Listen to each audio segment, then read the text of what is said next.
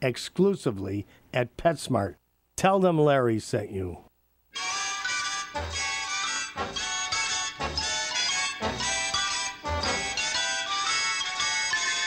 She acts sort of teenage, just in between age, looks about 4'3".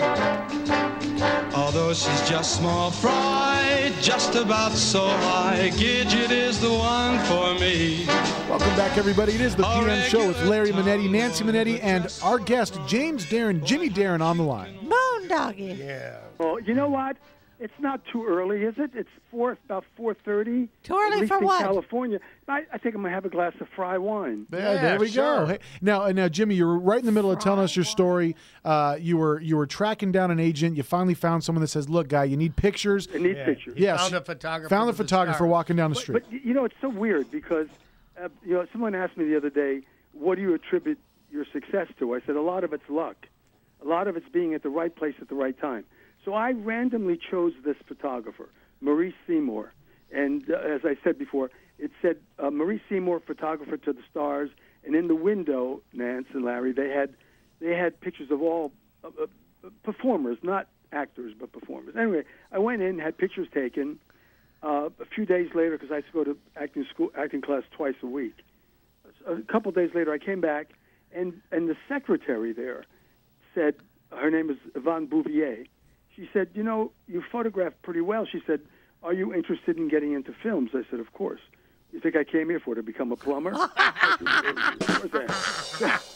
Anyway, so she introduced, just by chance, this photographer's secretary introduced me to Joyce Selznick. And Joyce Selznick, we met. The week after that, she took me up to Columbia Pictures to meet a guy named Harry Rome, who was the Eastern talent representative, as they used to have at studios years ago. And I got a contract. I'll never forget, George Sidney was in the office when I met Harry Rome and when I got my contract. Well, I'll tell you, Joyce Selznick was a force to be reckoned with. I mean, that woman was so powerful because I met her years later, obviously, when I was working. But she had an eye for people second to none. She had one for you. She discovered Tony Curtis. I know. Yeah, and lots of people. Oh, yeah. But she was great. I mean, you know, what you need in this business, I guess maybe any business, but particularly in show business, you know, you can have an agent, you can have a manager, but you need someone who loves you. Yes.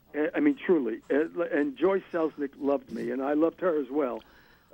She cared so much about me.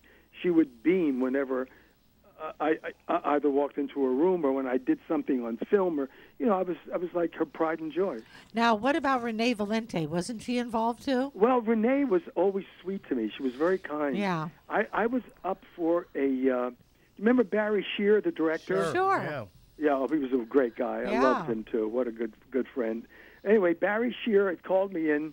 There was a 2-hour policewoman with Angie Dickinson. Sure. And Renee Valente's in there, too. So I go in for a cold reading. And I told Barry, I said, I hate these things. I don't do them well. So I go in. I do it. He says, okay, wait outside. A couple of minutes later, he comes out. He says, what's the matter with you? You were terrible. I said, I told you I'm not good. I said, I'm a horrible cold reader.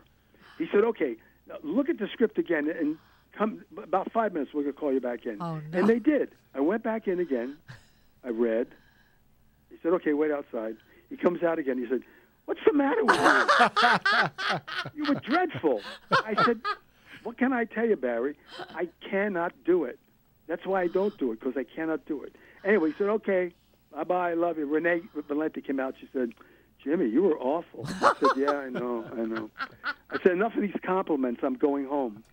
I got home, and I swear to you, I wasn't home 5 minutes. The phone rang. It was Barry Shear. He said, you're not going to believe this. I said, what is it? He said, you got the role. No. Are you serious? Yeah. It was a 2-parter. I said, you got to be kidding me. Oh, how funny. I guess they like people that read badly. I don't know. No. I'm one of them, Jimmy. I still can't read. Hey, Jimmy, I got to tell you something. Your Guns of Navarone was on yesterday. Oh, was it? And Thursday, your Walker, Texas Ranger is going to be on that you directed. Oh, the one that I directed? Yes, sir. Oh, I tell you, the Guns of Navarone still looks beautiful. It's fabulous. That is such a gorgeous film. Well, what actors that were in that? Oh, Gregory Peck, David Niven, and Anthony Quinn. Yeah. Not too shabby. and remember the English cast. Stanley Baker and Anthony Quayle and Richard Harris. Fabulous. Wow. You know, and Irene Papas, of course. Irene Papas was wonderful. Gianniscala. Yeah. Yeah. Oh, just a not too beautiful cast. shabby. Hey, Jimmy, hang in there, buddy. We're going to another break. We want you to hang around. We got callers calling in. I got Gary from Michigan who's got a question for you. You mind hanging in there for a second, bud? I don't mind at all. Great.